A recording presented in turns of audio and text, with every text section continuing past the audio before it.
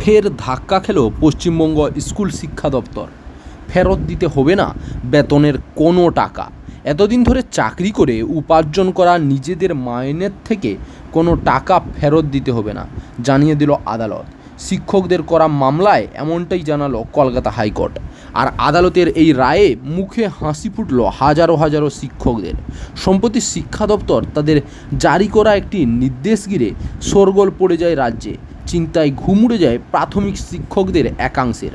Primary টিচারদের মধ্যে কাদের যোগ্যতা মান এবং এ ক্যাটাগরির এই বিষয়ে তথ্য পেতে তৎপর হয় শিক্ষা দপ্তর।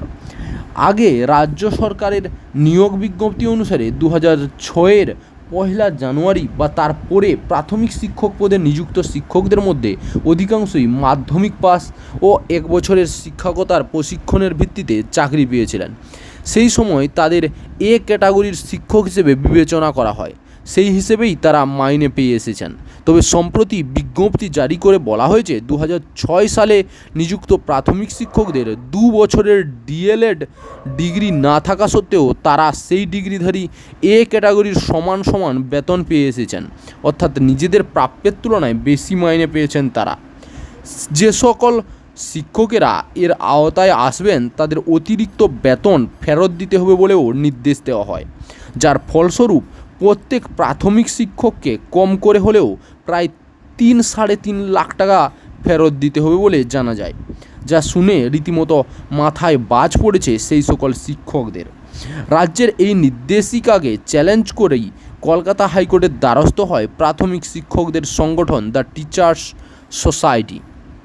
মামলায় কলকাতা হাইকোর্ট সাব নির্দেশ 2006 সালে নিযুক্ত কোনো প্রাথমিক শিক্ষককে এই 2 বছরের ডিগ্রি না থাকার জন্য তাদের বেতন থেকে কোনো টাকা ফেরত দিতে হবে না।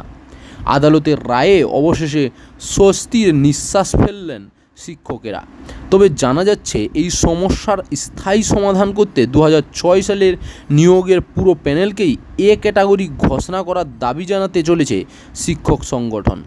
চাকরির খবর থেকে শুরু করে নিয়োগের খবর থেকে শুরু করে ঝড়ঝঞ্ঝা, দেশ বিদেশ, রাজ্য, জেলা এবং আপনার শহরের খবর একটা চ্যানেল আমাদের newsbangla.com-এ সবার আগে আপনারা পেয়ে যাবেন। তাই চ্যানেলটাকে অতি অবশ্যই সাবস্ক্রাইব করে পাশ থেকে বেল আইকনটা ক্লিক করে অল নোটিফিকেশন অন করে রাখুন।